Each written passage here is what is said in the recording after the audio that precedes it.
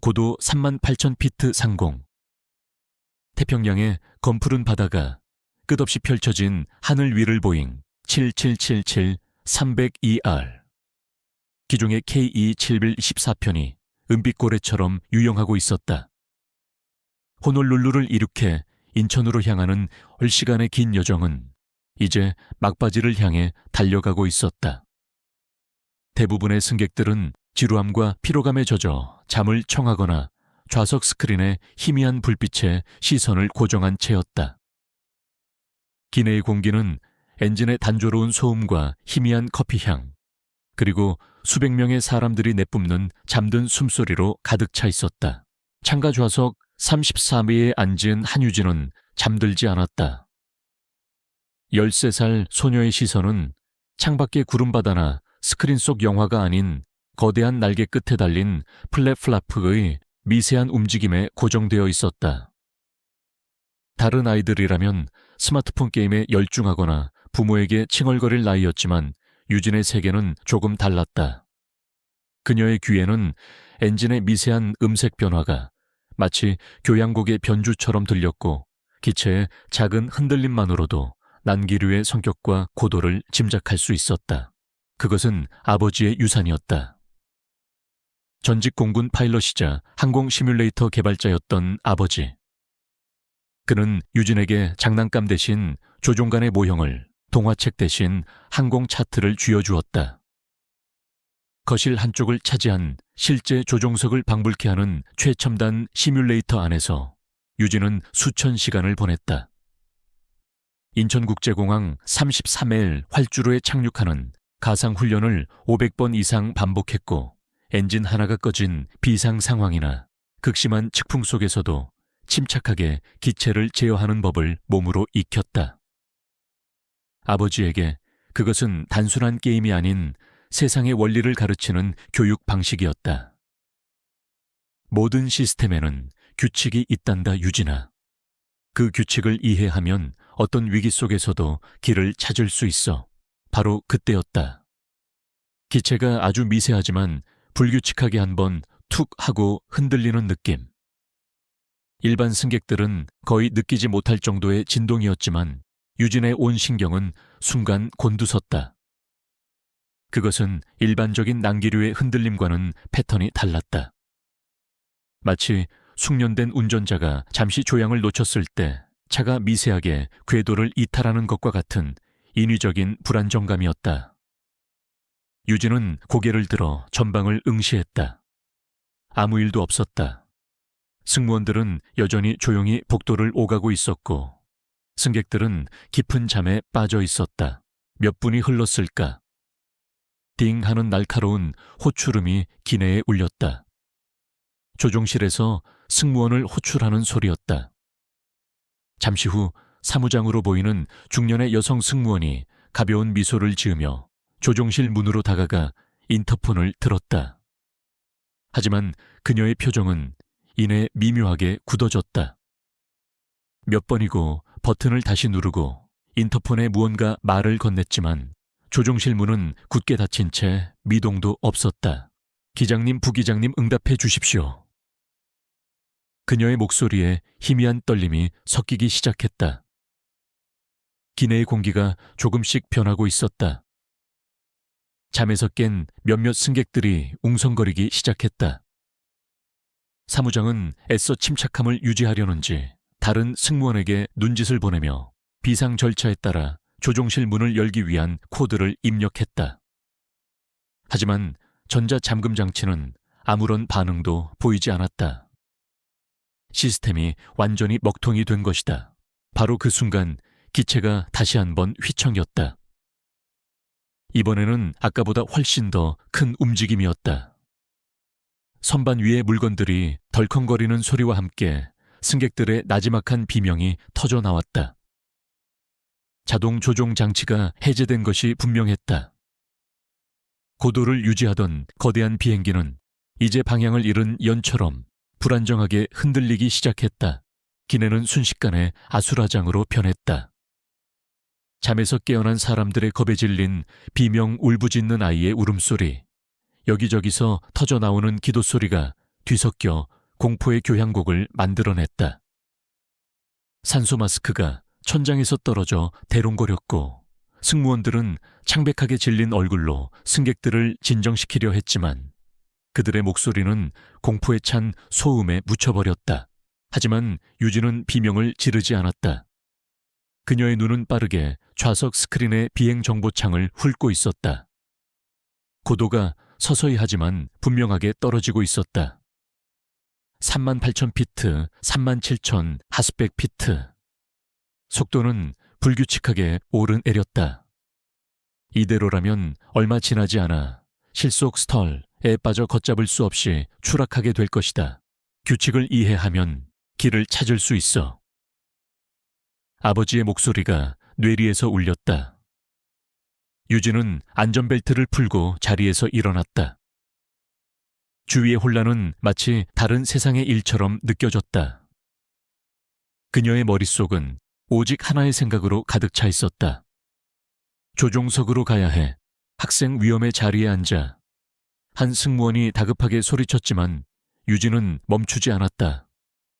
그녀는 비틀거리는 기체 안에서 균형을 잡으며 좁은 복도를 헤쳐나갔다. 겁에 질린 어른들의 눈이 휘둥그레져 그녀를 바라보았다. 저 조그만 소녀가 미치기라도 한 것일까? 조종실 문 앞에 도착한 유진은 아연실색한 표정의 사무장과 마주했다. 문이 열리지 않아요. 응답도 없고 무슨 수를 써야 하는데.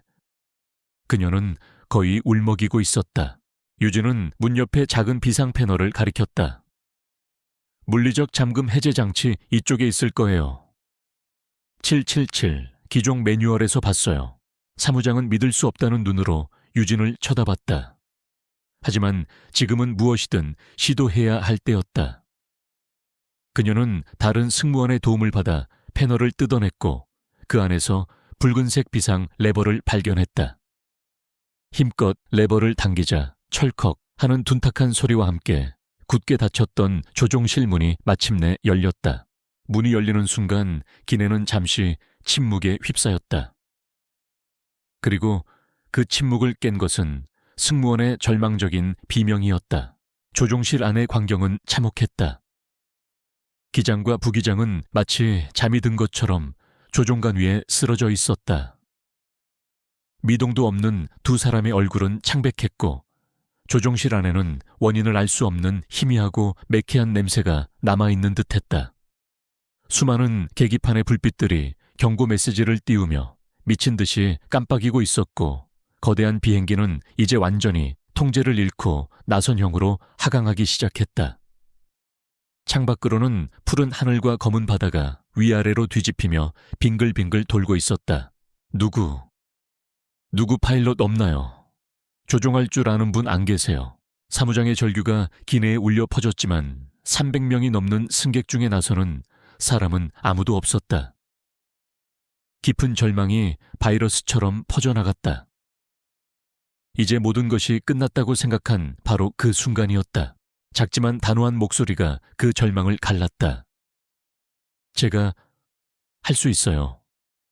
모든 시선이 목소리의 주인 한유진에게로 향했다. 땀으로 젖은 머리카락이 이마에 달라붙은 채 13살 소녀는 굳은 결심이 담긴 눈으로 조종실 안을 응시하고 있었다. 학생 지금 장난할 때가. 전부 합쳐서 4,000시간 넘게 몰아봤어요. 보잉 777-302R 기종 프렛 앤 휘트니 PW40900 엔진 모델. 인천국제공항 ILS 접근 절차도 전부 외우고 있어요. 유진의 입에서 나온 말들은 어린 소녀의 것이라고는 믿을 수 없을 만큼 전문적이고 정확했다. 그녀의 눈빛에는 어린아이의 철없는 장난기가 아닌 상황을 완벽하게 파악하고 있는 자의 냉철함이 서려 있었다. 더 이상 망설일 시간이 없었다. 사무장은 마지막 지푸라기라도 잡는 심정으로 길을 비켜주었다. 유진은 조종실로 들어섰다. 시뮬레이터와는 비교도 안 되는 실제 상황에 압박감이 온몸을 짓눌렀다. 하지만 조종관을 잡는 순간 그 압박감은 익숙한 감각으로 변했다. 수천 번이고 반복했던 몸에 각인된 기억이었다. 그녀는 쓰러진 부기장을 옆으로 밀쳐내고 부조 종사석에 앉았다. 작은 체구 때문에 페달의 발이 겨우 닿았다. 사무장님, 헤드셋 좀 찾아주세요. 관제탑과 교신해야 해요. 유진의 목소리는 놀라울 정도로 침착했다. 그녀는 떨리는 손으로 자동 조종 장치를 재설정하고 조종관을 잡아 수평을 맞추기 시작했다. 거대한 기체가 그녀의 작은 손길에 서서히 반응하며 끔찍한 나선 강화를 멈추고 다시 수평을 찾아갔다. 헤드셋을 쓴 유진의 귀로 인천 관제탑의 다급한 목소리가 들려왔다. 리아네어 7274 응답하라. 귀기 현재 항로를 이탈했다. 응답하라. 숨을 깊게 들이마신 유진이 마이크를 입가로 가져갔다. 인천 관제탑, 여기는 코리아네어 714편. 현재 조종사 2명 모두 의식불명 상태. 제가 조종관을 잡고 있습니다. 관제탑은 순간 침묵에 빠졌다. 수초 후 믿을 수 없다는 듯한 목소리가 다시 들려왔다. 74편 신원을 밝혀라. 자네는 누구인가? 승객 한유진입니다. 나이는 13살입니다. 관제탑 교신실 전체가 얼어붙었다. 관제사들은 자신들의 귀를 의심했다. 하지만 스크린 위에 K714편은 방금 전까지 추락하던 항적을 멈추고 믿을 수 없게도 안정한 고도를 유지하며 다시 비행을 시작하고 있었다. 장난이 아니었다. 알겠다, 한유진 양. 침착하게 듣도록. 우리가 모든 것을 지시하겠다. 현재 위치와 고도 속도를 보고하라. 고도 25,000피트 속도 350노트. 현재 수동 비행으로 고도 유지 중입니다. 인천공항까지 남은 거리와 예상 도착 시간 부탁드립니다. 유진의 보고는 군더더기 없이 정확했다. 관제탑의 베테랑 관제사는 경악을 금치 못하면서도 즉시 상황을 장악하기 시작했다. 그는 유진에게 가장 안전한 항로를 안내하고 착륙을 위한 절차를 하나씩 설명했다. 하지만 그의 설명 대부분은 유진이 이미 시뮬레이터에서 수백 번이고 반복했던 것들이었다. 연료는 충분합니다. 하지만 착륙 중량을 줄이기 위해 일부를 방출해야 할 것 같습니다. 그리고 착륙 장치 상태를 확인하고 싶습니다. 유진은 기계적으로 하지만 한치의 오차도 없이 절차를 수행했다. 그녀의 지시에 따라 승무원들은 비상 상황 매뉴얼에 따라 승객들을 안심시키고 착륙에 대비했다. 공포에 질려있던 승객들은 조종실에서 들려오는 어린 소녀의 침착한 목소리와 기적적으로 안정을 되찾은 비행기 안에서 서서히 희망을 보기 시작했다. 시간이 흐르고 마침내 비행기는 인천국제공항 상공에 도달했다. 창밖으로 어둠 속에서 보석처럼 빛나는 도시에 불빛과 길게 뻗은 활주로가 보였다. 마지막 관문이었다. K714 33매엘 활주로 착륙을 허가한다. 바람은 270도 방향에서 15노트. 측풍에 주의하라. 관제사의 목소리에 땀이 배어 있었다. 유진은 조종관을 쥔 손에 힘을 주었다. 시뮬레이터와는 달랐다. 실제 바람의 저항 기체의 무게 300명이 넘는 사람들의 목숨이 주는 압박감. 이륙보다 수십 배는 더 어렵다는 착륙이었다. 플랩 30도 랜딩 기어 다운. 유진은 속으로 절차를 되뇌며 레버를 조작했다. 쿵 하는 육중한 소리와 함께 랜딩 기어가 내려왔다. 기체는 활주로를 향해 마지막 강화를 시작했다. 활주로의 불빛이 점점 더 가깝고 빠르게 다가왔다. 속도가 너무 빨라. 스로틀 줄여. 관제사의 다급한 외침. 유진은 이를 악물고 스로틀을 조절하며 기체의 각도를 맞췄다. 거대한 비행기가 강한 측풍에 잠시 휘청였다. 승객들의 비명이 다시 터져 나왔다. 유진은 온 힘을 다해 조종관을 밀고 당기며 기체의 균형을 잡았다. 아버지가 항상 강조했던 말. 기계를 믿지 마라. 내 감각을 믿어라. 바람을 느껴라. 쿵. 엄청난 충격과 함께 첫 번째 바퀴가 활주로에 닿았다. 이어서 쿵쿵 하는 소리와 함께 나머지 바퀴들도 아스팔트 위를 달리기 시작했다. 완벽한 착륙은 아니었다. 기체는 잠시 좌우로 심하게 흔들렸지만 유진은 끝까지 조종간을 놓지 않고 역추진 장치를 가동했다. 엔진이 괴성을 지르며 속도를 줄여나갔다.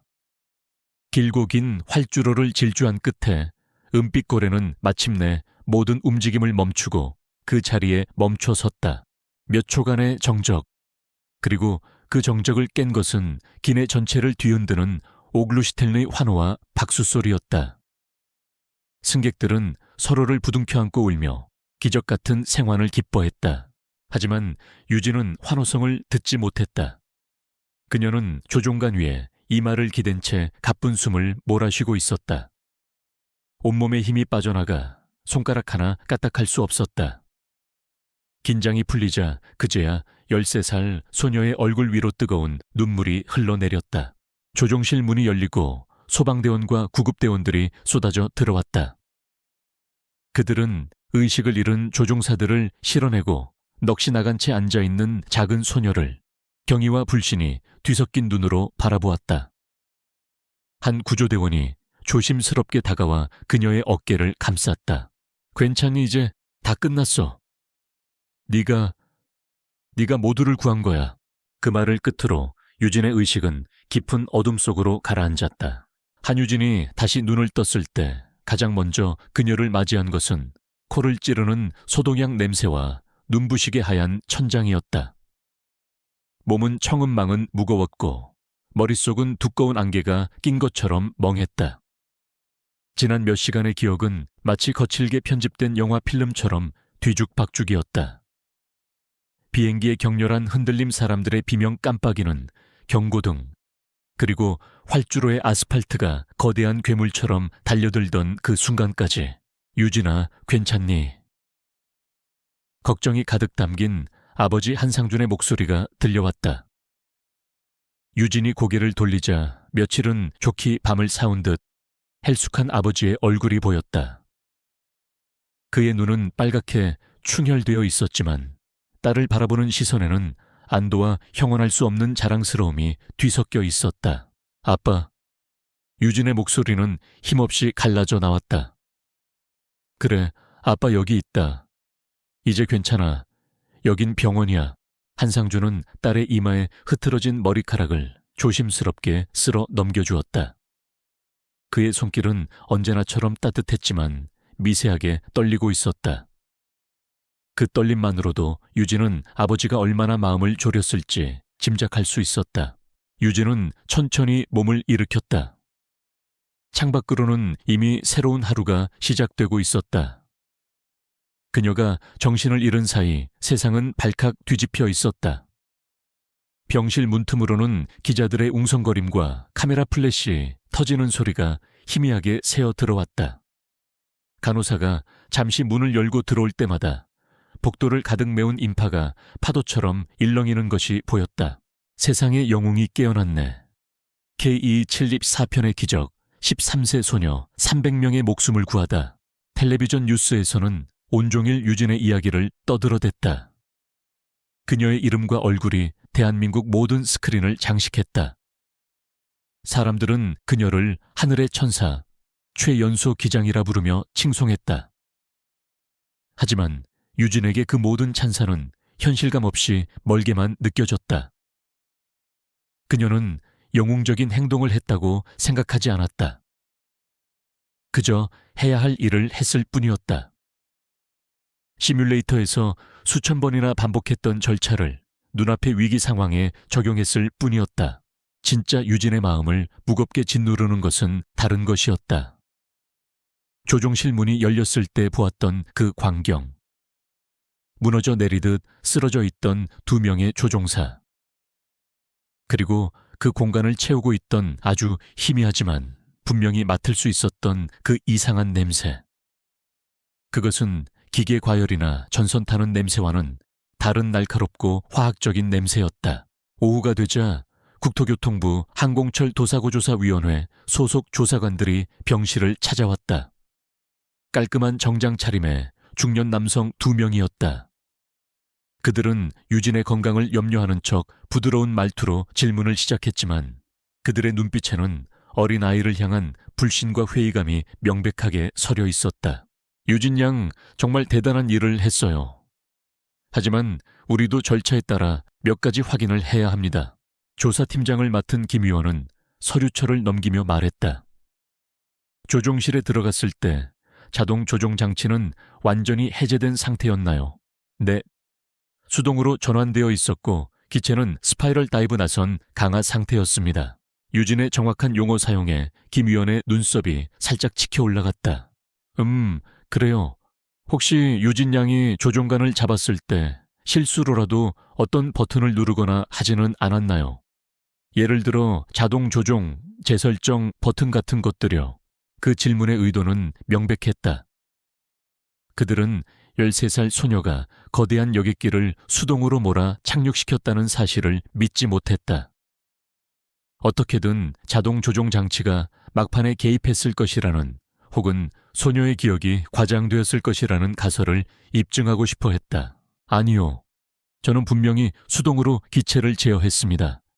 관제탑 교신 기록에도 남아있을 겁니다. 유진은 차분하지만 단호하게 대답했다. 그녀는 자신이 겪었던 모든 것을 기억나는 대로 정확하게 진술했다. 불안정했던 기체의 움직임, 계기판의 경고 등 관제탑과의 교신 내용, 그리고 착륙 순간의 측풍까지. 하지만 그녀가 조종실 안에 이상한 냄새에 대해 이야기했을 때 조사관들은 서로 의미심장한 눈빛을 교환할 뿐이었다. 냄새라. 극도의 스트레스 상황에서는 환각이나 착각을 경험할 수도 있답니다. 아마 다른 냄새와 혼동했을 가능성이 높겠네요. 부팀장인 박 조사관이 부드럽게 말을 잘랐다. 그들은 더 이상 그 문제에 대해 깊이 파고들려 하지 않았다. 그들에게 중요한 것은 13세 소녀 영웅담이라는 비현실적인 진실이 아니라 보고서에 쓸 수 있는 합리적인 결론이었다. 조사가 끝나고 며칠 뒤 중간 조사 결과가 언론에 발표되었다. 원인 불명의 기체 결함으로 인한 자동 조종 장치 일시 오류 및 조종사들의 급작스러운 의식 저하. 천만다행으로 한 용감한 승객의 도움과 관제탑의 유도로 비상 착륙에 성공함. 유진의 역할은 용감한 승객의 도움이라는 애매한 표현으로 축소되었다. 의식을 되찾은 기장과 부기장은 당시 상황을 전혀 기억하지 못했고 병원 측은 일과성 완전 기억 상실이라는 희귀한 진단을 내렸다. 모든 것이 풀리지 않는 미스터리 혹은 기적적인 해프닝으로 포장되고 있었다. 항공사와 정부는 서둘러 사건을 종결하고 싶어 하는 눈치였다. 거대한 조직 앞에서 한 소녀의 증언은 힘을 잃었다. 퇴원 후 집으로 돌아온 유진은 깊은 무력감과 혼란에 빠졌다. 세상은 그녀를 영웅으로 떠받들었지만 정작 그녀가 마주한 진실의 문은 굳게 닫혀버렸다. 아버지는 딸을 위로하며 세상은 때로 우리가 이해할 수 없는 방식으로 돌아간단다. 중요한 건 네가 모두를 구했다는 사실이야. 라고 말했지만 유진의 마음속 의문은 사라지지 않았다. 왜 하필 2명의 조종사가 동시에 쓰러졌을까? 왜 최첨단 항공기의 전자, 잠금 장치는 먹통이 되었을까? 그리고 왜 모두가 그토록 진실을 외면하려 하는 것일까? 그날 밤 유진은 자신의 방에서 홀로 비행 시뮬레이터 앞에 앉았다. 사고 당시와 똑같은 기상 조건, 똑같은 항로를 입력했다. 스크린 속에서 K2114편이 다시 날아올랐다. 그녀는 몇 시간이고 그날의 비행을 복귀했다. 자신의 조작에 실수는 없었는지 놓친 부분은 없었는지 수백 번을 되짚었다. 하지만 복귀할수록 확신은 더욱 강해졌다. 그것은 단순한 사고나 결함이 아니었다. 모든 것이 너무나도 정교하게 맞아떨어졌다. 마치 누군가에 의해 설계된 시나리오 같았다. 창밖에는 차가운 가을비가 내리고 있었다. 유진이 깊은 생각에 잠겨 창밖을 바라보고 있을 때였다. 현관 초인종 소리가 들렸다. 늦은 시간 찾아올 사람은 없었다. 잠시 후 아버지가 고개를 갸웃하며 작은 소프 하나를 들고 유진의 방으로 들어왔다. 이상하구나. 우편함에 들어있더구나. 우표도 없고 보낸 사람 주소도 없어.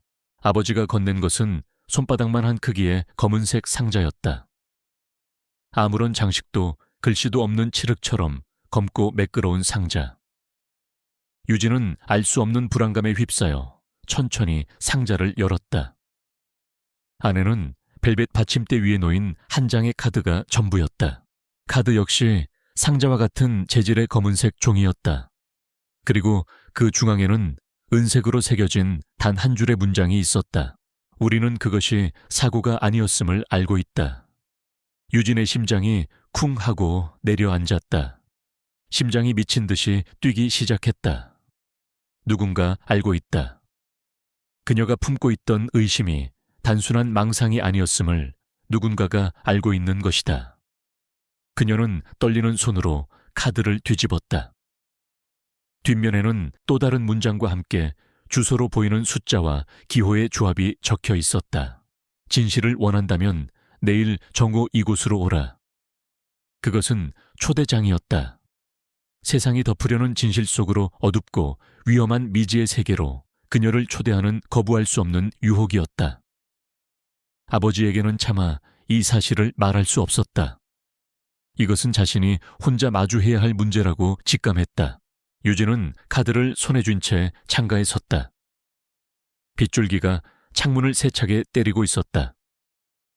세상은 그녀에게 평범한 13살 소녀, 우연히 영웅이 된 아이로 돌아가라고 말하고 있었다. 안전하고 평온한 일상으로.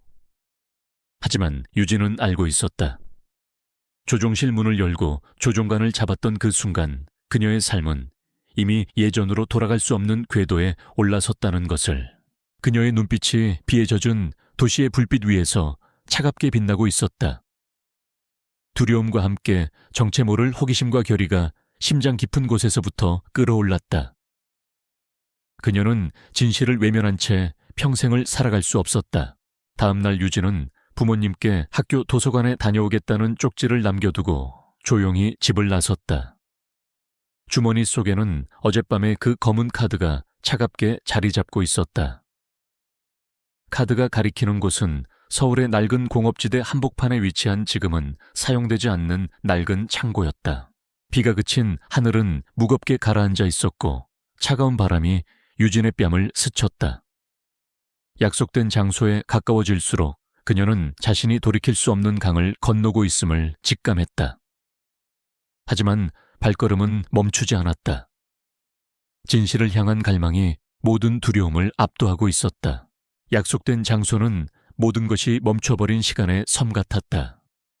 붉은 녹이 스러내리는 거대한 철문 깨진 유리창 너머로 을씨년스러운 바람이 드나드는 폐공장. 한때는 대한민국 산업의 심장이었을 이곳은 이제 도시의 소음으로부터 격리된 채 잊힌 거인의 뼈대처럼 앙상하게 서 있었다. 한유진은 주소가 적힌 카드를 다시 한번 확인하고는 심호흡을 했다. 심장이 세차게 발꿈치질했지만 이상하게도 두렵지는 않았다. 진실의 한 걸음 더 다가섰다는 예감이 모든 공포를 억누르고 있었다. 전고가 되자 낡은 창고의 정적을 깨고 났고 부드러운 엔진음이 들려왔다. 유진이 고개를 돌리자 한치의 오차도 없이 약속된 시간에 맞춰 검은색 세단 한 대가 부드럽게 미끄러져와 그녀 앞에 멈춰 섰다. 차체에는 먼지 하나 없었고 짙게 선팅된 유리는 내부를 전혀 엿볼 수 없게 했다. 운전석 문이 열리고 차에서 내린 것은 험상궂은 남자가 아닌 몸에 딱 맞는 검은색 정장을 입은 30대의 여성이었다. 짧게 자른 머리와 날카로운 눈매 감정을 읽을 수 없는 무표정한 얼굴. 그녀는 경호원이라기보다는 잘 훈련된 정보 요원에 가까워 보였다. 한유진 양. 여자의 목소리는 낮고 차분했다. 그녀는 유진의 대답을 기다리지 않고 뒷좌석 문을 열었다. 초대이자 거부할 수 없는 명령이었다. 유진은 잠시 망설였지만 이내 결심을 굳히고 차에 올라탔다. 문이 닫히는 순간 바깥 세상의 모든 소음이 완벽하게 차단되었다. 차는 부드럽게 출발해 복잡한 공업지대를 빠져나갔다. 여자는 자신을 소개하지도 목적지를 알려주지도 않았다. 그저 침묵 속에서 정교한 기계처럼 운전할 뿐이었다. 유진은 창밖을 보려 했지만 칠흑 같은 창문은 바깥 풍경을 조금도 비춰주지 않았다. 마치 세상으로부터 분리된 다른 차원의 공간을 달리는 듯한 기묘한 감각이었다. 한참을 달린 차는 서울 중심가의 한 평범한 오피스 빌딩 지하 주차장으로 들어섰다. 차가 멈춘 곳은 가장 깊고 어두운 구석 관계자 외 출입금지 팻말이 붙은 거대한 콘크리트 벽 앞이었다. 여자가 차에서 내려 리모컨의 버튼을 누르자 콘크리트 벽의 일부가 소리 없이 미끄러지며 내부에 환한 불빛을 드러냈다. 벽이 아니었다. 위장된 경납고의 입구였다. 그곳에서부터 펼쳐진 광경은 유진이 상상했던 모든 것을 뛰어넘었다. 어둡고 칙칙한 비밀 기지가 아니었다.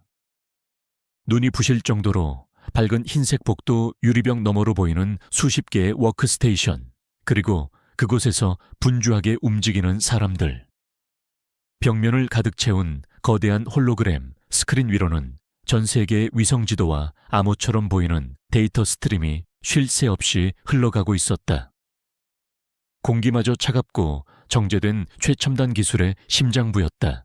여기는 이지스 애깃의 본부다.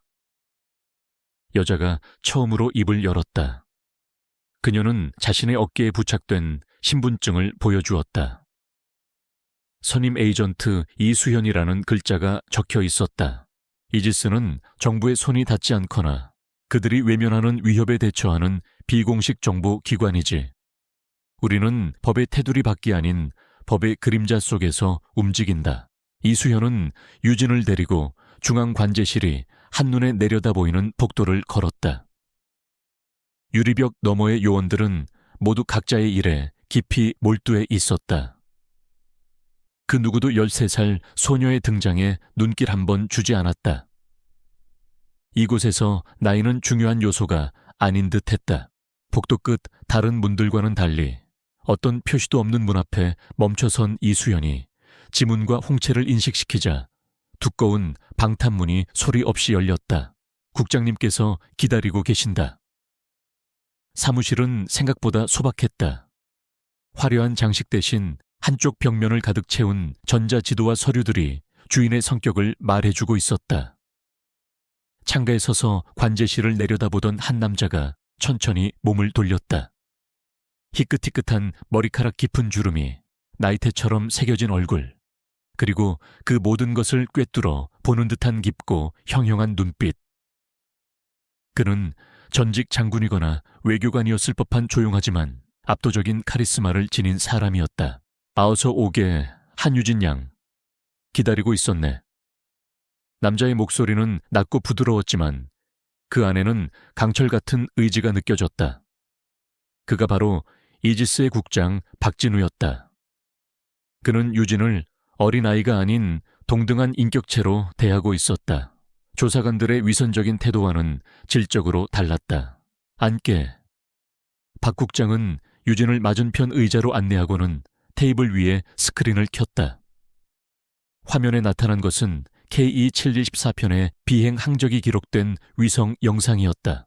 유진 양이 겪은 일에 대해 우리는 정부가 발표한 것보다 훨씬 더 많은 것을 알고 있네. 그는 영상을 확대했다. 사고 발생 직전 조종실의 공기 흡입구 근처에서 아주 미세한 입자가 분사되는 열감지 영상이 나타났다. 육안으로는 식별조차 불가능한 1초도 안 되는 찰나의 순간이었다. 이것이 원인일세. VX-할이라고 불리는 물질이지. 베리디안 다이내믹스라는 방산업체에서 극비리에 개발한 차세대 신경가스야. 무색무취의 비지속성이 특징이지. 공기 중에 살포된 후 수분 내로 완전히 분해되어 어떤 흔적도 남기지 않아. 하지만 그 효과는 치명적일세. 흡입 즉시 중추 신경계를 마비시켜 대상을 가사 상태에 빠뜨리지. 유진은 숨을 죽였다. 그녀가 맡았던 그 희미하고 날카로운 냄새. 그것은 환각이 아니었다. 그럼 사고가 아니라 테러였군요. 테러보다는 필드 테스트에 가깝다고 봐야겠지. 박 국장의 표정이 차갑게 굳어졌다. 그는 화면을 전환했다. 화면에는 한 여성의 사진이 나타났다.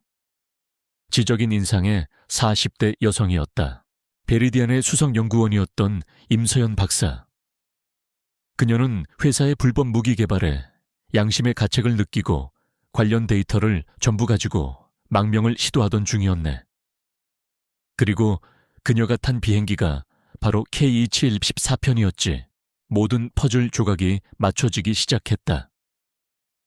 조종사들을 무력화시켜 비행기를 추락시키면 임서연 박사와 그녀가 가진 증거는 태평양 깊은 곳으로 영원히 사라지게 되는 것이었다. 동시에 누구도 추적할 수 없는 신무기의 완벽한 실전 테스트가 되는 셈이었다. 이 모든 것을 계획한 사람이다. 다음 화면에 나타난 것은 뉴스와 잡지에서 여러 번 보았던 익숙한 얼굴이었다. 대한민국 경제를 움직이는 거물 첨단 기술의 선구자로 칭송받는 메리디안 다이내믹스의 권태준 회장이었다. 사진 속 그는 자신감 넘치는 미소를 짓고 있었지만 그 눈빛은 얼음장처럼 차가웠다.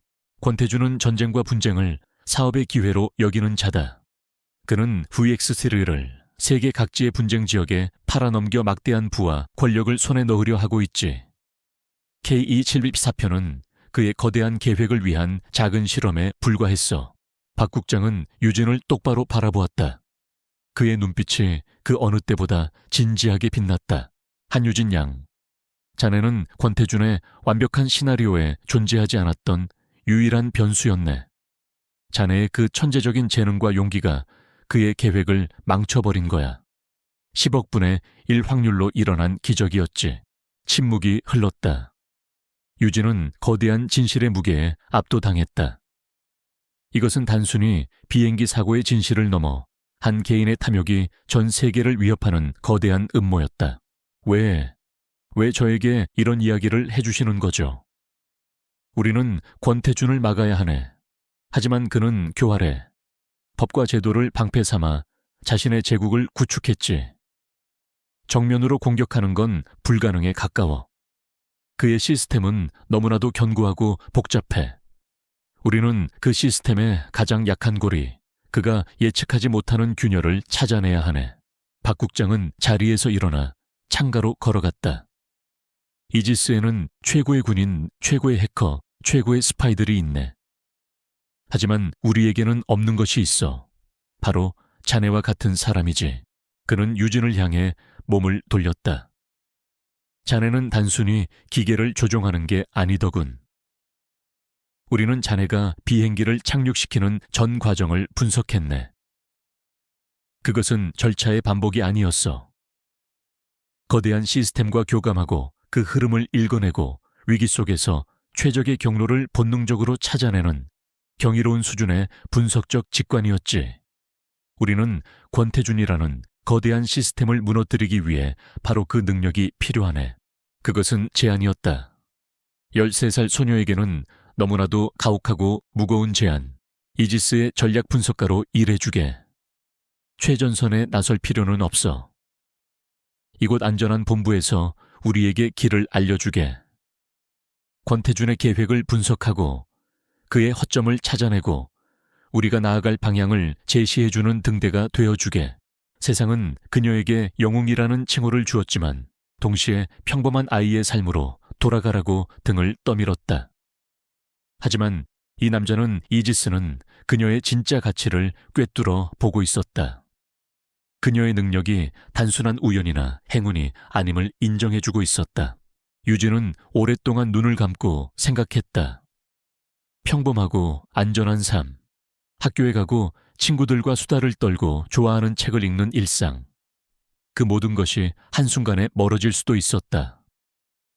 하지만 동시에 끔찍한 진실을 알게 된 이상 모르는 척 외면하며 살아갈 수도 없었다.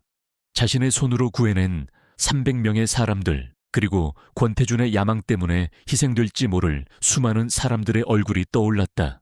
규칙을 이해하면 어떤 위기 속에서도 길을 찾을 수 있어. 아버지의 목소리가 다시 한번 그녀의 뇌리를 스쳐 지나갔다. 지금 그녀 앞에는 세상이라는 거대한 시스템에 치명적인 오류가 있었다. 그리고 그녀는 그 오류를 바로잡을 수 있는 유일한 열쇠를 쥐고 있었다. 유진은 천천히 눈을 떴다. 그녀의 눈빛에는 더 이상 망설임이나 두려움이 없었다. 그 자리에는 강철처럼 단단하고 얼음처럼 차가운 결의가 자리 잡고 있었다. 제가 뭘 하면 되죠? 그 짧은 한마디에 박진우 국장의 얼굴에 처음으로 희미한 미소가 떠올랐다. 그것은 새로운 무기를 얻은 자의 만족스러운 미소이자 거대한 폭풍 속에서 마침내 등대를 발견한 자의 안도감 섞인 미소였다. Chắc rồi. Tôi sẽ tiếp tục câu chuyện và chuông cát tập trung vào góc. Nhìn quan han vạt pandien và su phát triền song quan han vạt 친. 총 하아. 서울의 밤을 발 아래에 둔 펜트하우스 사무실. 통유리창 너머로 펼쳐진 도시의 불빛은 마치 권태준 회장의 발치에 엎드린 보석들 같았다. 사무실 내부는 극도의 미니멀리즘을 표방하고 있었다. 값비싼 현대미술 작품 몇 점과 거대한 흑요석 책상이 공간의 전부였다. 그것은 주인의 성격을 그대로 반영했다. 불필요한 모든 것을 배제하고 오직 본질적인 힘과 부, 그리고 통제만을 추구하는 남자. 권태준은 책상 위 홀로그램 스크린에 떠있는 K27124편 관련 최종 보고서를 차가운 눈으로 응시하고 있었다. 보고서의 모든 내용은 그의 계획대로였다. 기체찬에 없음 조종사 기억상실 원인 불명의 기기 고장으로 잠정 결론. VX 사람의 흔적은 그 어디에도 없었다. 모든 것이 완벽했다. 단 한 가지 치명적인 오점을 제외하고는 열쇠, 살, 계집애라. 권태준의 입에서 나온 목소리는 분노라기보다는 혐오와 경멸에 가까웠다. 그는 수천억 원을 쏟아부어 개발한 최첨단 기술, 세계 최고의 용병들과 보안 전문가들을 동원해 설계한 완벽한 작전이 고작 비행 시뮬레이터 몇 번 해본 것이 전부인 어린아이 하나 때문에 수포로 돌아갔다는 사실을 도저히 받아들일 수 없었다. 그것은 사업적 손실 이전에 그의 지성과 오만에 대한 참을 수 없는 모욕이었다. 그의 앞에 고개를 숙인 채 서 있는 남자는 비서실장이자 그의 충실한 해결사인 조진욱 이사였다. 그는 권태준의 그림자처럼 움직이며 그의 더러운 손이 되어주는 인물이었다. 조 이사, 이게 말이 된다고 생각하나? 송구스럽습니다, 회장님. 예측 범위를 벗어난 변수였습니다. 변수, 권태준이 코웃음을 쳤다. 변수는 관리하고 통제하기 위해 존재하는 거야. 그런데 자네는 일개 초등학생 하나 예측하지 못했단 말인가. 내 완벽한 체스판 위에 어디서 굴러먹던 건방진졸 C-듀 하나가 멋대로 날뛰도록 방치했단 말이야. 권태준은 자리에서 일어나 통유리창 앞으로 걸어갔다. 그는 서울의 야경을 내려다보며 마치 세상의 신이라도 된 듯한 표정을 지었다. 나는 우연을 믿지 않아. 그 아이의 배우를 파헤쳐 가족, 친구, 학교 인터넷 접속 기록까지 먼지 한 톨 남기지 말고 전부 다. 혹시라도 임서연 그 배신자가 남긴 잔당과 접촉했을 가능성도 염두에 둬. 조진욱의 등 뒤로 식은땀이 흘렀다. 그는 권태준의 다음 말을 알고 있었다. 그리고 그 변수를 제거해. 명령은 지극히 간결했지만 그 안에 담긴 의미는 서늘하고도 절대적이었다. 위협이 될 수 있는 싹은 아예 잘라버리는 것. 그것이 권태준이 자신의 제국을 건설하고 지켜온 방식이었다. 너무 요란하게 처리하진 말게. 세상은 영웅의 비극적인 사고새에 슬퍼할 시간이 필요하니까. 권태준의 입가에 잔인한 미소가 걸렸다. 그에게 한유진은 더 이상 어린 소녀가 아니었다. 반드시 제거해야 할 시스템의 오류, 그의 완벽한 세계에 나타난 버그북일 뿐이었다. 같은 시각 권태준의 펜트하우스로부터 수십 킬로미터 떨어진 이지스의 지하 본부.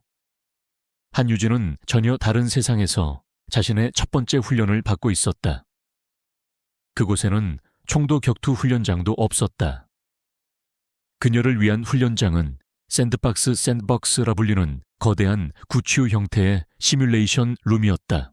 방 안에 들어서자 사방의 벽면이 순식간에 살아 움직이는 데이터의 바다로 변했다. 복잡한 네트워크 구조도 기업의 보안 시스템, 군사 지휘 체계까지. 이곳은 세상의 모든 복잡한 시스템을 가상으로 구현해내는 이지스의 두뇌와도 같은 곳이었다.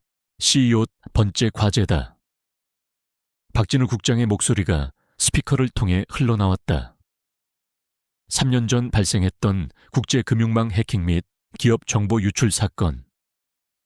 당시 세계 최고의 전문가들이 동원됐지만 범인의 침투 경로는 끝내 밝혀내지 못했지. 우리가 확보한 모든 데이터를 줄 테니 한번 들여다보게. 그것은 이지스의 베테랑 분석가들도 몇 달을 매달렸다가 포기한 미궁에 빠진 사건이었다. 박 국장은 유진의 한계를 시험하려는 것이 아니었다. 그녀가 가진 미지의 능력이 어디까지 뻗어나갈 수 있는지 확인하고 싶었다. 유진은 데이터의 폭포수 앞에 섰다. 보통 사람이라면 질려버릴 정보의 양이었지만 그녀의 눈은 이상할 정도로 반짝이고 있었다. 그녀는 아버지가 가르쳐준 대로 개별적인 데이터 조각에 집중하지 않았다. 대신 시스템 전체를 하나의 거대한 유기체로 바라보기 시작했다. 정보의 흐름을 혈류처럼, 서버를 장기처럼, 보안벽을 피부처럼 인식했다.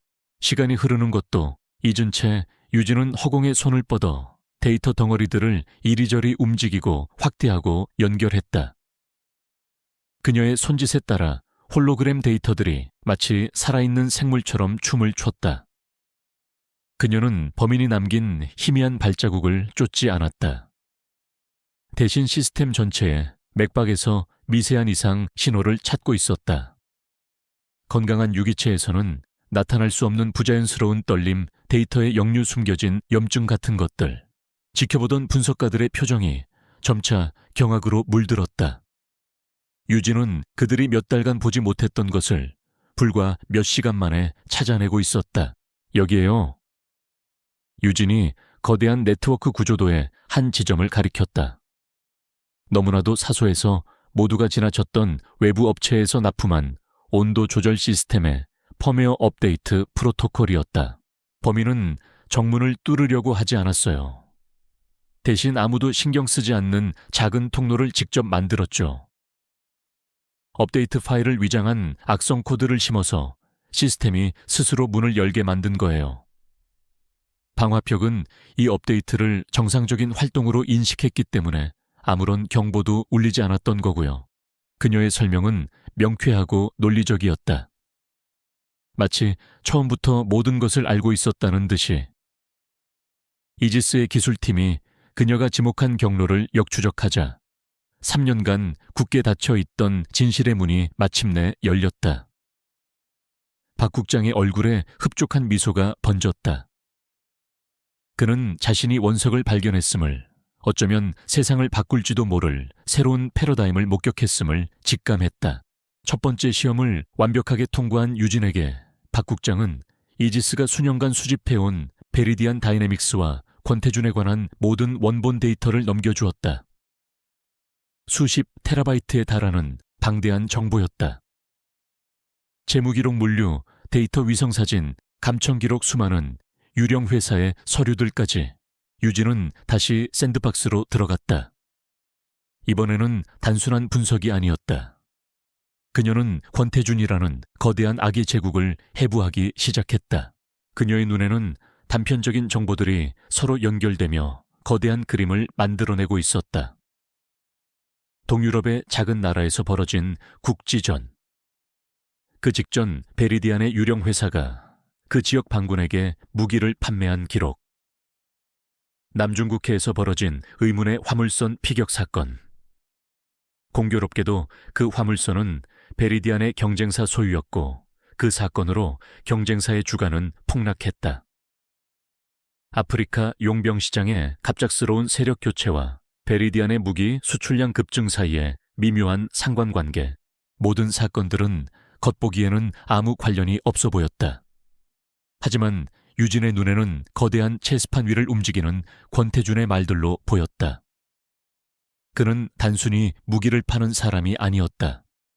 분쟁을 조장하고 갈등을 설계하고 위기를 만들어내며 전쟁 자체를 시장으로 만드는 거대한 판의 설계자였다. K274편 사건은 그 거대한 체스게임의 아주 작은 일부 새로운 말을 시험하기 위한 작은 포석에 불과했다. 얼마나 시간이 흘렀을까. 샌드박스에서 나온 유진의 얼굴은 창백했지만 그녀의 눈은 그 어느 때보다도 확신에 차 있었다. 그녀는 관제실의 메인 스크린에 전 세계 지도를 띄웠다. 그리고는 흩어져 있던 데이터들을 하나의 선으로 연결하기 시작했다. 선들은 거미줄처럼 뻗어나가 마침내 한 지점에서 모였다. 경기도 외곽에 위치한 베리디안의 자회사가 소유한 평범한 화학 연구소였다. 찾았어요. 유진의 목소리에 관제실의 모든 요원들이 숨을 죽였다. 권태준은 VX3를 완성하려는 게 아니에요. 이미 완성했어요. 지금 그는 그것을 대량으로 탑재할 수 있는 새로운 운반 시스템을 개발하고 있는 거예요. 비행기 하나를 떨어뜨리는 것과는 차원이 다른 훨씬 더 광범위한 공격을 준비하고 있어요. 유진은 지도의 한 지점을 손가락으로 가리켰다. 그곳에서 모든 데이터의 흐름이 부자연스럽게 증폭되고 있었다. 다음 필드 테스트는 여객기가 아닐 거예요. 훨씬 더 크고 훨씬 더 끔찍한 무대가 될 겁니다. 그리고 그 무대가 어디가 될지 알 것 같아요. 바로 그 순간 서울의 야경이 내려다 보이는 펜트하우스에서 조진욱 이사가 권태준에게 보고하고 있었다. 찾아냈습니다, 회장님. 한유진. 아버지는 불명예 제대한 전직 공군 조종사 한상준. 현재는 작은 시뮬레이터 개발 업체를 운영하고 있습니다. 평범한 중산층 가정입니다. 학교에서도 조용하고 눈에 띄지 않는 학생이라고 합니다. 특별한 배후 세력이나 연줄은 없는 것으로 확인됐습니다. 그 아이는 그저 아이일 뿐입니다. 권태준은 와인잔을 기울이며 만족스러운 미소를 지었다. 그의 가장 치명적인 약점인 오만함이 한유진이라는 변수의 진짜 가치를 알아보지 못하게 눈을 가리고 있었다. 그는 자신이 상대하고 있는 것이 단순한 아이가 아니라 자신의 제국을 뒤흔들 수 있는 유일한 천재라는 사실을 꿈에도 알지 못했다. 이지스의 브리핑룸은 차가운 긴장감으로 가득 차 있었다. 방 중앙의 홀로그램 테이블 위에는 경기도 외곽에 위치한 베리디안의 비밀연구소 디스페라프의 3차원 설계도가 푸른 빛을 내며 떠 있었다.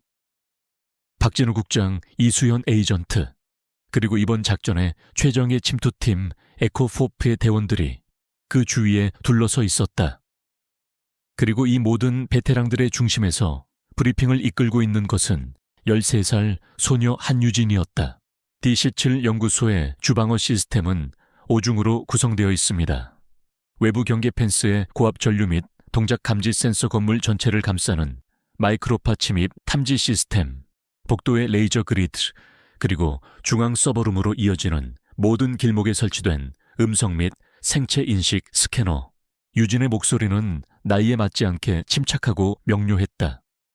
그녀는 설계도를 손짓으로 확대하며 빨간색으로 표시된 방어 시스템들을 하나씩 짚어나갔다. 그녀의 모습은 마치 어려운 수학 문제를 풀이하는 영재 소년 같았지만 그녀가 다루고 있는 것은 국가의 운명을 바꿀 수도 있는 위험한 작전이었다. 정면 돌파는 자살 행위입니다. 하지만 모든 완벽한 시스템에는 허점이 존재하죠. 유진은 설계도의 한 부분을 다시 확대했다. 그것은 연구소의 냉각 시스템을 위한 액화 질소 공급 라인이었다. 연구소는 매주 화요일 검 3시에 정기적으로 액화 질소를 공급받습니다. 납품 트럭은 사전 등록된 차량으로 1차 외부 경계까지는 별다른 검색 없이 통과할 수 있어요. 우리가 이용할 통로는 바로 이 트럭입니다. 그녀가 제안한 계획은 대담하고 정교했다. 납품 트럭을 중간에서 가로채 위장한 뒤 연구소 내부로 잠입한다. 침투조는 유지보수팀으로 위장해 중앙냉각 시스템실로 이동. 그곳의 환기구를 통해 주 서버가 위치한 지하 3층까지 소리 없이 침투한다는 것이었다. 제가 샌드박스에서 수만 번의 시뮬레이션을 돌려본 결과 이 경로가 유일하게 물리적 전자적 트리거를 최소화하며 목표 지점까지 도달할 수 있는 방법입니다. 브리핑을 듣고 있던 에코스포의 팀장 강철의 근육을 가진 전직 특전사 출신 요원이 미심쩍은 눈으로 물었다. 꼬마 아가씨 계획은 그럴싸하지만 현장은 시뮬레이션 게임이 아니야. 예상치 못한 변수가 항상 존재한다고. 유진은 그를 똑바로 바라보며 대답했다. 그래서 제가 오라클이 될 겁니다. 오라클. 그것은 이번 작전에서 유진이 맡은 역할의 코드네임이었다. 그녀는 본부의 샌드박스 룸에서 연구소의 네트워크 시스템을 실시간으로 미러링하며 팀의 눈과 귀가 되어줄 터였다. 그녀는 단순히 길을 안내하는 내비게이터가 아니었다. 보안 시스템의 알고리즘을 분석해 경비들의 순찰 경로를 예측하고 데이터의 흐름을 읽어 보이지 않는 함정을 미리 알려주는 말 그대로 작전의 신탁이자 두뇌였다. 작전 당일 칠흑 같은 어둠이 내린 새벽. 유진은 샌드박스 룸의 중앙에 위치한 지휘석에 앉아 있었다. 그녀의 눈앞에는 수십 개의 데이터 창이 떠 있었고 손가락에 연결된 센서는 그녀의 생체 신호를 모니터링하고 있었다. 이수연이 이끄는 에코4 팀은 이미 위장한 액화질소 트럭을 타고 디시플웨어블 연구소를 향해 달려가고 있었다. 오라클 여기는 에코리더. 5분 후 목표 지점 도착 예정. 수신양호 에코리더. 외부 경계 시스템 현재까지 특이사항 없음. 계획대로 진입하라. 유진의 손가락이 허공의 키보드 위에서 빠르게 움직였다. 그녀는 연구소의 CCTV 화면 수십 개를 동시에 띄워놓고 미세한 움직임 하나 놓치지 않으려 신경을 집중했다. 트럭이 연구소 정문을 통과하고 이수연 팀이 유지보수팀 복장으로 차에서 내리는 모습이 화면에 잡혔다. 모든 것이 유진의 예측대로 순조롭게 진행되고 있었다. 팀은 중앙냉각 시스템실로 향하는 복도를 따라 이동했다. 바로 그때였다. 오라클 복도 끝에 스캐너가 있다 설계되는 없던 물건이야. 팀원의 다급한 목소리가 통신기를 통해 들려왔다. 유진의 눈앞 스크린에도 빨간색 경고등이 깜빡였다. 최신형 생체인식 스캐너였다. 정맥 홍채, 체열까지 동시에 스캔하는 등록되지 않은 인원은 절대 통과할 수 없는 철벽이었다. 젠장 함정인가? 움직이지 마. 압력 감지 센서도 함께 작동 중이야. 팀은 그 자리에 얼어붙었다. 관제실의 공기도 순간 차갑게 식었다. 박 국장이 마이크를 잡으려던 순간 유진이 그의 손을 막았다. 기다리세요. 보여요. 유진의 눈동자가 무섭게 떨리며 데이터 스트림을 훑고 있었다. 그녀의 뇌는 슈퍼컴퓨터처럼 시스템의 로그 기록을 역추적하기 시작했다. 압력 센서, 생체 스캐너 전력 공급 시스템. 관련 데이터 수만 개가 그녀의 머릿속에서 조합되고 분해되었다. 찾았어요. 전력 시스템의 과부하 방지를 위해 12분마다 1.7초간 압력 센서의 전원이 리부팅되어 스캐너와 센서가 동시에 꺼지는 그 찰나의 순간을 노려야 해요. 유진은 타이머를 스크린에 띄웠다. 싱 9D8. 그녀의 목소리는 카운트다운을 시작했다. 팀원들은 모두 숨을 죽였다. 3, 2, 1. 지금 이수연은 유진의 신호에 맞춰 몸을 날렸다. 4명의 대원들은 마치 한 몸처럼 1.7초라는 찰나의 시간 동안 소리 없이 스캐너를 통과했다. 그들이 완전히 통과한 직후 시스템은 아무 일도 없었다는 듯 정상으로 돌아왔다. 모두의 등에서 식은땀이 흘러내렸다. 우여곡절 끝에 지하 3층의 서버룸에 도착한 팀은 곧바로 데이터 추출 작업에 들어갔다. 유진은 시간을 벌기 위해 연구소 네트워크의 다른 구역에 가짜 오류 신호를 발생시켜 보안 AI의 주의를 돌렸다. 거대한 용량의 데이터가 이지스의 서버로 넘어오기 시작했다. 데이터 전송률을 나타내는 그래프가 스크린 위에서 더디게 올라갔다. 모두가 숨을 죽이고 그래프를 지켜보고 있었다. 98%, 99%. 전송 완료, 이제 철수. 이수연의 말이 끝나기도 전이었다. 콱쾅, 서버룸에 육중한 강철문이 내려오며 퇴로를 막았다. 동시에 연구소 전체에 사이렌이 울려 퍼지고 모든 조명이 붉은색 비상등으로 바뀌었다.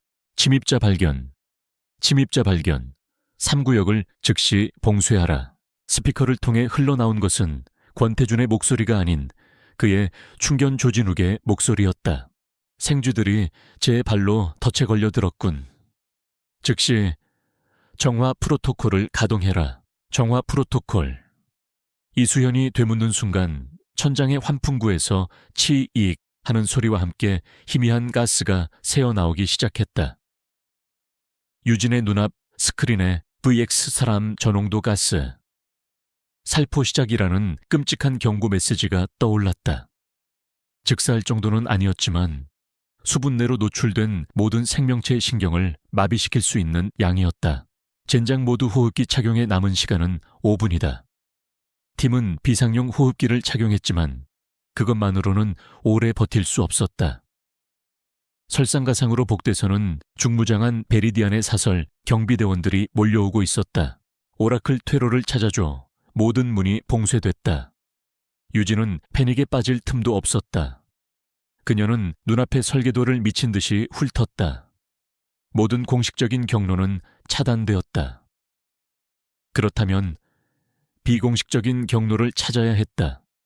그녀의 시선이 설계도의 가장 낡고 오래된 부분 지금은 사용되지 않는 폐기물 처리용 환기구에 꽂혔다. 북쪽 벽을 뚫으면 낡은 환기구가 나올 거예요. 지상으로 연결되는 유일한 통로예요. 팀은 유진의 지시에 따라 벽에 소형 폭약을 설치했다. 쾅 하는 굉음과 함께 벽이 무너져 내리자 먼지 쌓인 거대한 환기구가 모습을 드러냈다. 그 순간 복도 끝에서 경비대원들의 총구가 불을 뿜기 시작했다. 먼저가 엄호하겠다. 총알이 빗발치는 가운데 팀원들은 차례로 좁은 환기구 안으로 몸을 던졌다. 마지막으로 남은 이수연이 적들을 향해 방역하며 팀원들의 탈출을 도왔다. 그녀는 어깨에 총상을 입었지만 고통을 참으며 마지막으로 환기구 안으로 몸을 날렸다. 바로 그 순간 그들이 들어온 환기구 입구마저 거대한 강철 셔터가 내려오며 영원히 봉쇄되었다. 샌드박스 룸. 유진은 깜빡이는 팀원들의 생체 신호만을 멍하니 바라보고 있었다. 데이터는 손에 넣었다. 하지만 팀은 부상을 입은 채 어디로 이어질지 모르는 어둡고 좁은 환기구 안에 갇혀버렸다. 통신마저 간헐적으로 끊기고 있었다. 작전은 성공했지만 동시에 실패했다. 박 국장이 다가와 아무 말 없이 유진의 어깨에 손을 얹었다. 그의 얼굴은 굳어 있었다. 이번 임무를 통해 그들은 귀중한 정보를 얻었지만 동시에 훨씬 더 중요한 것을 깨달았다. 그들의 적 권태준은 상상 이상으로 잔혹하고 무자비한 인물이라는 것을, 그리고 그는 이미 그들의 존재를 눈치챘다는 것을. 어둡고 축축한 환기구 안은 죽음의 침묵만이 감돌았다. 간헐적으로 들려오는 부상당한 팀원의 거친 숨소리와 이수연의 팔에서 떨어지는 핏방울 소리가 그 침묵을 더욱 무겁게 만들었다. 바깥 세상과 연결된 유일한 끈은 통신기를 통해 들려오는 한유진의 목소리뿐이었다. 조금만 더 버티세요. 50m 전방 우측으로 갈라지는 수직 통로가 있습니다. 그곳이 지상으로 통하는 유일한 출구예요. 이지스 본부의 샌드박스 룸. 유진의 얼굴은 핏기 하나 없이 창백했다. 한쪽 스크린에는 위태롭게 깜빡이는 팀원들의 생체 신호가 다른 쪽 스크린에는 방금 목숨을 걸고 빼내온 데이터의 암호가 해독되는 과정이 동시에 떠 있었다. 극도의 압박감 속에서 그녀의 뇌는 두 개의 전장을 동시에 지휘하고 있었다. 팀을 안전하게 탈출시키는 동시에 권태준의 다음 계획을 파악해야만 했다.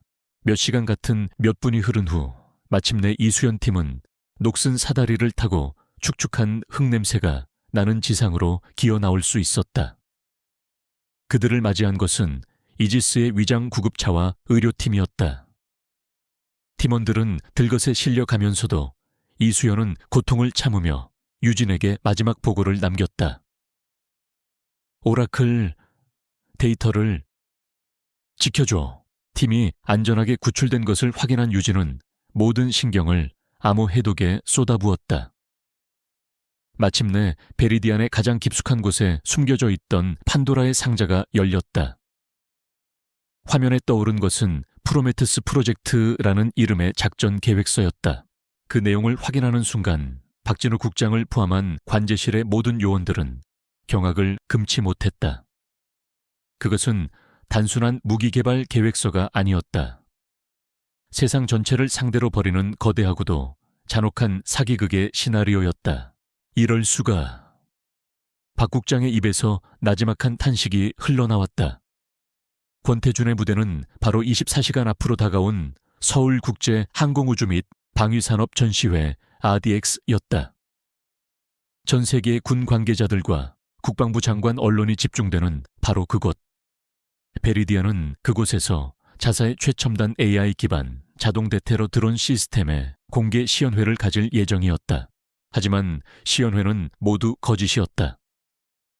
계획서에 따르면 권태준은 시연회장 일부 구역에 몰래 VX 스트림 가스를 살포해 가짜 테러 상황을 연출할 계획이었다.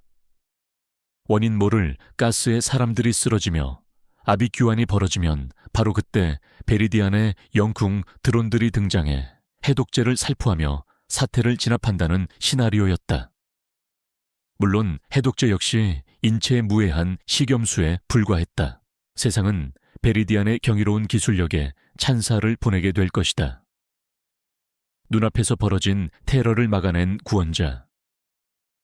권태준은 이 단 한 번의 시연회를 통해 전 세계의 대테러 시스템 시장을 장악하고 천문학적인 액수의 방산 계약을 따내게 될 터였다. 그는 자신이 만든 병을 자신이 만든 약으로 치료하며 신이 되려 하고 있었다. 시연회까지 남은 시간은 20휴일시간. 한 요원이 절망적인 목소리로 말했다. 지금 우리가 이 자료를 들고 정부에 가도 소용없습니다. 권태준은 증거 불법 수집을 문제 삼아 모든 걸 부인할 겁니다. 그의 법률팀과 로비스트들은 우리를 음모론자로 몰아갈 테고요. 모두가 침묵에 빠졌다. 물리적으로 시연회를 막는 것은 불가능했다. RDX의 보안은 국가 원수급 경호 태세에 준했다. 정면으로 부딪히는 것은 계란으로 바위치기였다. 절망적인 공기가 관제실을 감쌌다. 바로 그때 모두의 시선이 한 곳으로 모였다. 조용히 스크린을 응시하고 있던 한유진. 아니요. 유진이 조용히 입을 열었다. 싸움의 방식을 바꾸면 돼요. 그녀는 자리에서 일어나 메인 스크린으로 걸어갔다. 권태준은 우리가 물리적으로 자신을 막으려 할 거라고 예상하고 있을 거예요. 하지만 그의 진짜 약점은 군대나 보안 시스템이 아니에요. 그의 가장 큰 약점은 바로 그 자신의 오만함과 그가 완벽하다고 믿는 바로 그 시스템이에요. 유진의 눈빛이 차갑게 빛났다. 그녀는 프로메테스 프로젝트의 시스템 아키텍처를 스크린에 띄웠다. 드론을 막을 필요는 없어요. 대신 드론의 뇌를 뺏는 거예요. 유진의 계획은 대담했다. RDX 현장에 있는 권태준의 이동식 지휘본부의 네트워크에 직접 침투해 시연회 시스템 전체를 장악한다는 것이었다. 그녀는 훔쳐온 데이터 속에서 권태준의 시스템이 베리디안 본사 메인 서버와 실시간으로 진단 데이터를 동기화하는 과정에 존재하는 0.8초의 아주 미세한 백도어를 발견했다. 예측 불가능한 시간에 아주 잠깐 열렸다 닫히는 바늘 구멍 같은 틈이었다.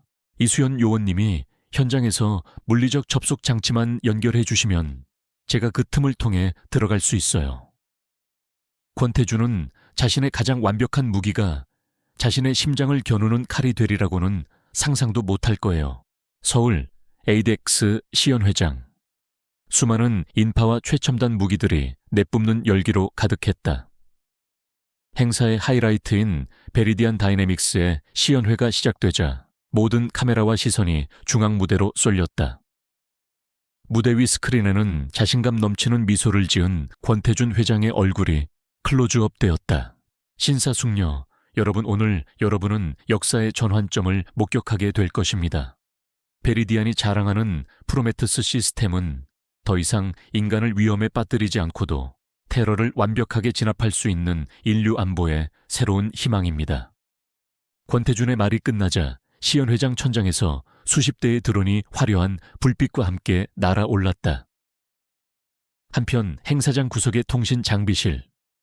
어깨에 붕대를 감은 이수연과 최소한의 요원들이 기술자로 위장한 채 권태준의 지휘본부로 연결되는 메인 허브에 유진이 설계한 소형 접속 장치를 몰래 설치하고 있었다.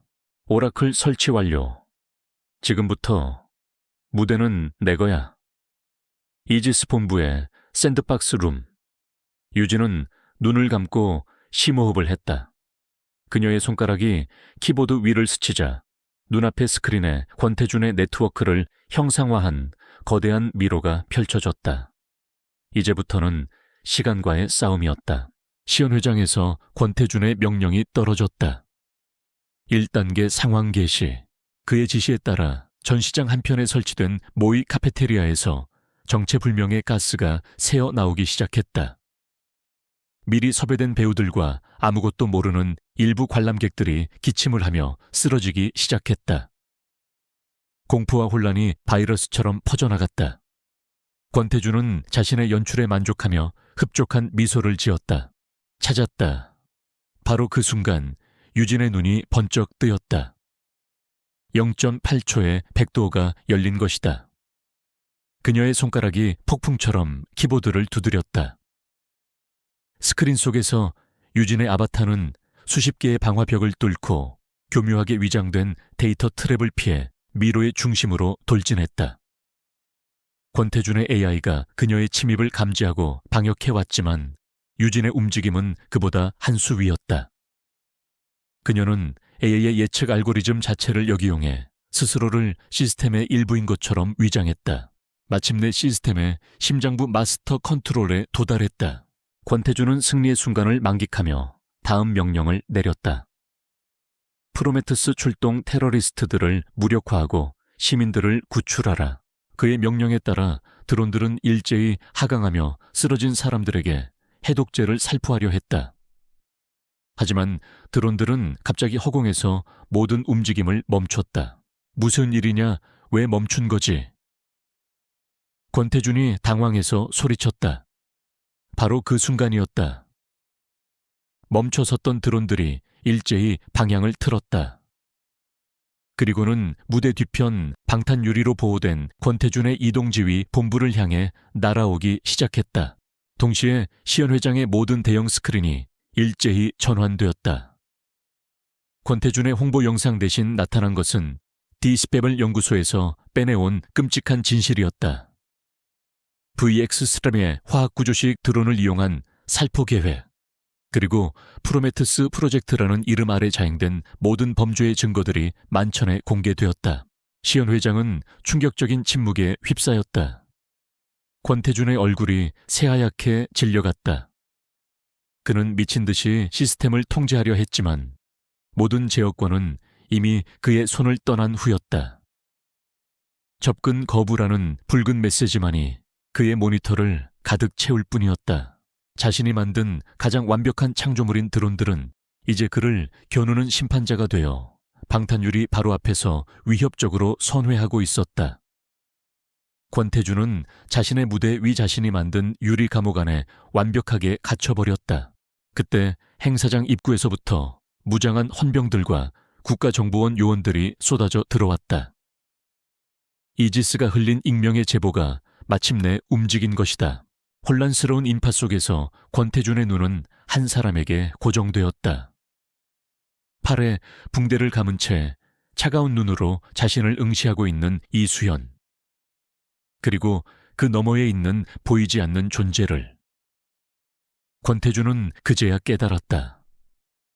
자신이 군대나 정보기관이 아닌 자신이 벌레처럼 무시했던 단 하나의 변수, 그 어린 소녀에게 패배했다는 사실을. 요원들이 유리벽을 깨고 들어와 저항하는 권태준을 끌어냈다.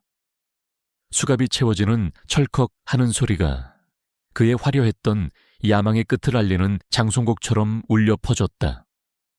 자신이 꿈꾸던 최고의 무대 위에서 그는 가장 비참한 방식으로 몰락했다. 권태준의 몰락은 그가 쌓아 올린 제국만큼이나 거대하고 화려했다. 다음날 모든 언론은 베리디안 다이내믹스의 회장 대한민국 첨단 기술의 상징이었던 인물이 불법 무기 밀매와 주가 조작, 그리고 대규모 사기극을 벌인 혐의로 긴급 체포되었다는 뉴스로 도배되었다. 정부의 공식 발표는 지극히 상식적인 선에서 이루어졌다. 권태준이 RDX 시연회를 이용해 경쟁사들을 위협하고 자사의 주가를 인위적으로 부양하려 했다는 것. 대테러 시연은 모두 조작된 것이었으며 현장에서 발견된 미상의 가스는 인체에 무해한 연막탄의 일종이었다고 발표되었다. 치명적인 신경가스 VX 스림의 존재 비공식 정보기관 이지스의 활약, 그리고 이 모든 것을 막아낸 13살 소녀의 이야기는 세상의 빛을 보지 못했다. 그것은 국가안보와 사회적 혼란을 막기 위한 어쩔 수 없는 선택이었고 그림자 속에서 싸우는 자들의 숙명이었다. 진실은 때로 대중이 감당하기에는 너무나도 무겁고 위험했다. 이지스 본부는 승리의 환호성 대신 깊고 고요한 안도감만이 감돌고 있었다. 중앙관제실의 요원들은 말없이 각자의 자리에서 사건의 여파를 처리하고 있었다. 축제는 없었다. 그저 하나의 거대한 위협이 사라진 자리에 또 다른 위협이 싹트기 전에 세상을 지켜봐야 하는 그들의 임무가 계속될 뿐이었다. 박진우 국장의 사무실. 창밖으로 분주하게 움직이는 요원들을 내려다보며 박 국장은 한유진에게 따뜻한 차를 건넸다. 그의 옆에는 팔에 깁스를 한 이수연이 서 있었다. 수고했다, 오라클. 박 국장의 칭찬은 지극히 절제되어 있었지만 그 안에 담긴 신뢰와 인정의 무게는 그 어떤 화려한 찬사보다도 무거웠다. 자네는 자네가 생각하는 것 이상으로 많은 것을 구해냈어. 우리가 결코 알지 못했을 수많은 잠재적 희생자들의 목숨까지도. 이수연 역시 유진을 향해 고개를 끄덕였다. 그녀의 눈빛에는 처음 만났을 때의 차가움 대신 생사를 함께 넘나든 전우에 대한 깊은 유대감과 존경심이 담겨 있었다. 내 덕분에 우리 팀원 모두가 살아 돌아올 수 있었어. 고맙다, 꼬마 지휘관. 그날 밤 유진은 평범한 학생의 모습으로 집으로 돌아왔다. 그녀를 기다리고 있던 아버지는 딸을 보자마자 걱정스럽게 물었다. 도서관에 있다더니 왜 이렇게 늦었니? 전화도 안 받고. 죄송해요, 아빠. 깜빡 잠이 들어서. 유진은 애써 태연한 표정을 지으며 둘러댔다. 거실의 텔레비전에서는 온통 권태준의 이야기뿐이었다. 세상 참 무섭다. 저렇게 대단해 보이던 사람도 한순간에 무너지는구나. 그래도 저런 악당이 잡혔다니 정말 다행이다. 아버지는 혀를 차며 말했지만 자신의 딸이 그 거대한 악을 무너뜨린 중심에 있었다는 사실은 꿈에도 알지 못했다. 유진은 아무 말 없이 자신의 방으로 들어왔다. 방 한쪽 구석 그녀의 세상의 전부였던 비행 시뮬레이터가 조용히 놓여 있었다. 한때는 저것이 세상에서 가장 복잡하고 어려운 기계라고 생각했다. 하지만 이제는 아니었다. 그녀는 세상이라는 훨씬 더 복잡하고 위험한 시스템과 마주하는 법을 배워버렸다. 시뮬레이터는 이제 돌아갈 수 없는 순수했던 시절의 유물처럼 느껴졌다. 어쩔 수 없는 거리감, 말할 수 없는 비밀의 무게가 그녀와 그녀가 사랑하는 가족 사이에 조용히 자리 잡기 시작했다. 그것이 바로 그녀가 짊어져야 할 새로운 삶의 무게였다. 몇 주가 흘렀다. 세상은 언제나 그랬듯 권태준이라는 거대한 스캔들을 서서히 잊어가기 시작했다. 베리디안 다이내믹스는 해체 수순을 밟았고 사람들의 관심은 새로운 연예인의 스캔들과 스포츠 경기로 옮겨갔다. 유진은 다시 교복을 입고 학교에 다녔다. 복도를 지나칠 때마다 아이들은 아이돌의 신곡이나 새로 나온 게임에 대해 제잘거렸다. 그들의 세상은 평화롭고 안전했다. 유진은 그들의 대화에 끼어들지 못하고 마치 다른 세상에 사는 사람처럼 조용히 미소만 지었다. 아무도 모르는 비밀 전쟁에서 막 돌아온 늙은 군인의 심정이 이러할까. 그녀는 세상을 구했지만 동시에 평범했던 자신의 세계 일부를 잃어버렸다. 하지만 그녀는 후회하지 않았다. 자신의 재능이 누군가를 해치는 무기가 아닌 누군가를 지키는 방패가 될 수 있음을 깨달았기 때문이다. 그녀는 더 이상 비행기 추락의 공포에 떨던 겁먹은 소녀가 아니었다. 세상의 어두운 이면을 직시하고 그 안에서 자신이 가야 할 길을 찾아낸 전사였다. 어느 날 방과 후 유진은 도서관 대신 익숙한 오피스 빌딩의 지하로 향했다. 이지스 본부는 이제 그녀에게 또 다른 집이자 그녀의 재능이 온전히 발휘될 수 있는 유일한 공간이었다. 샌드박스 룸 한편에는 오라클이라는 팻말이 붙은 그녀만의 워크스테이션이 마련되어 있었다. 유진이 자리에 앉아 시스템에 접속하자 박진우 국장이 조용히 그녀의 곁으로 다가왔다. 그의 손에는 훈장이나 상장이 아닌 새로운 데이터 파일이 담긴 태블릿 PC가 들려 있었다. 잠깐 쉬게 해주고 싶었지만 세상은 우리에게 그리 긴 휴가를 허락하지 않는군. 박 국장이 메인 스크린에 새로운 데이터를 띄웠다. 전 세계의 금융 네트워크를 형상화한 거대한 홀로그램이었다. 그 네트워크의 특정 지점들에서 마치 암세포처럼 검은 바이러스가 조용히 하지만 빠른 속도로 퍼져나가고 있었다. 정체불명의 해커 집단이야. 카오스라고 스스로를 칭하더군. 특정 국가나 기업을 노리는 게 아니야. 말 그대로 세계 금융 시스템 전체를 무너뜨려 혼란 그 자체를 즐기려는 자들이지. 우리의 최고 분석가들도 아직 그들의 실마리조차 잡지 못하고 있네. 거대한 위협이었다. 총성 없는 전쟁, 보이지 않는 적. 하지만 유진의 눈에는 두려움이 없었다. 그녀는 스크린 위에서 꿈틀거리는 데이터의 흐름을 응시했다. 그것은 그녀에게 혼돈이 아닌 풀어야 할 또 다른 거대한 퍼즐처럼 보였다. 박 국장은 딸을 바라보는 아버지 같은 미소로 물었다. 어떤가 오라클? 다음 도전을 받아들일 준비가 되었나? 유진은 대답 대신 조용히 고개를 끄덕였다. 그녀의 손가락이 허공의 키보드 위로 올라갔다. K2714편의 조종관을 잡았던 그 손이었다. 하지만 이제 그 손놀림에는 위기 속에 내몰린 자의 절박함이 아닌 자신의 자리를 찾아낸 자의 고요한 확신과 결의가 담겨 있었다. 그녀는 더 이상 우연히 폭풍에 휘말린 승객이 아니었다. 스스로 폭풍의 눈으로 걸어 들어가는 세상에 이름 없는 수호자, 거대한 데이터의 바다 앞에 앉은 작은 소녀.